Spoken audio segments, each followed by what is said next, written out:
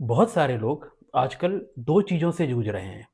एक तरफ उनका वज़न बढ़ता जा रहा है और दूसरी तरफ उनका मन रोज़ भारी होता जा रहा है, यानी डिप्रेस होता जा रहा है। तो क्या ये कोइंसिडेंस होता है? नहीं। साइंस के अनुसार वेट गेन और डिप्रेशन का आपस में गहरा संबंध है। क्या ये पॉसिबल है कि आपका जो डिप्रेशन या सैडनेस है, उसके कारण आपका वज़न बढ़ रहा है? या आपका वज़न बढ़ने के कारण आप सैड या डिप्रेस हो रहे हैं? तो इसका आंसर है कि ये दोनों ही चीज़ें एक-दूसरे को बढ़ाती हैं और एक विशियस साइकिल में आपको ट्रैप कर लेती हैं। तो आइए समझते हैं इस दर्द के विशियस साइकिल को। Depression leads to weight gain and weight gain versus depression. ये बहुत सटल तरीके से काम करता है। इसका मैकेनिज़्म मैं समझाता हूँ आपको। Emotional eating.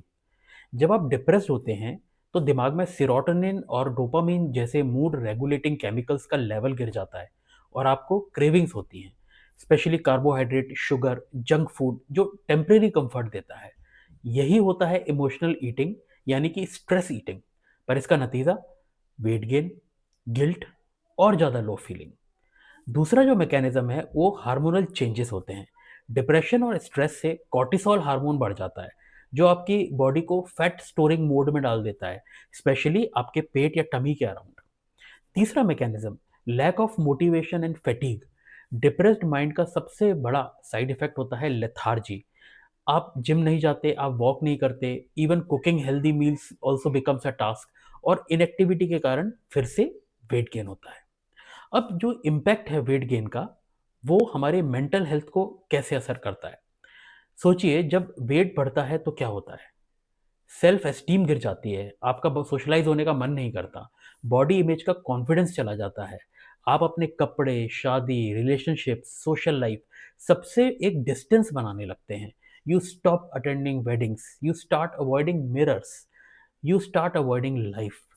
इसके बाद जो होता है उसे कहते हैं एटिपिकल डिप्रेशन, जिसमें इंसान खाता है, सोता है, वेट बढ़ाता है और सोशल आइसोलेशन में चला जाता है। अब सवाल ये उठता है कि हम क्या कर सकते हैं?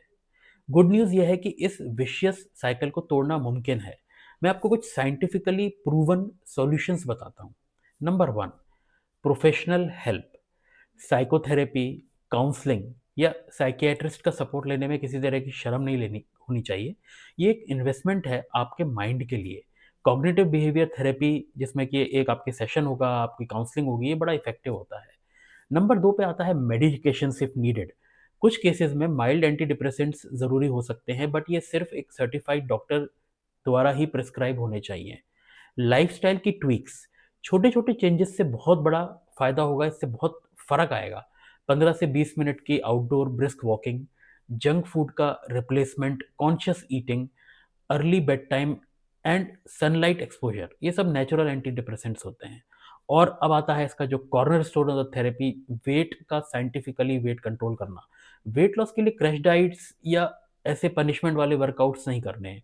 जो एविडेंस बेस्ड टूल्स हैं, जैसे dietary counselling, weight loss medications जैसे जीएलपी-1 या GIP analogues, endoscopic balloon therapy या फिर सीवियर ओबेसिटी में बेरियाट्रिक सर्जरी। तो मैं अपने हर ओबेस या डिप्रेस पेशेंट से एक ही बात कहता हूँ कि आप लेज़ी नहीं हैं, you are not weak, you are not lazy, you are stuck and you deserve help. और मैं आपके साथ हूँ हर कदम पे।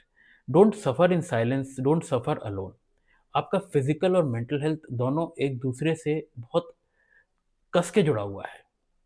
तो अगर आपको लगता है कि आप या आपका कोई अपना इस फ़ेज़ से गुज़र रहा है, तो वीडियो को ज़रूर शेयर करिएगा और चैनल को सब्सक्राइब करें, ताकि मैं और साइंटिफ़िक बैक्ड एविडेंस के साथ आपको और नई बातें बताऊँ, स्पेशली वेट को कंट्रोल करने के तरीके, स्पेशली इन 2025।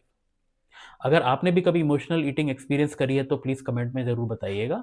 और मैं हूँ डॉक्टर अंशुमन कौशल, मिलते हैं अगले वीडियो में। Thank you.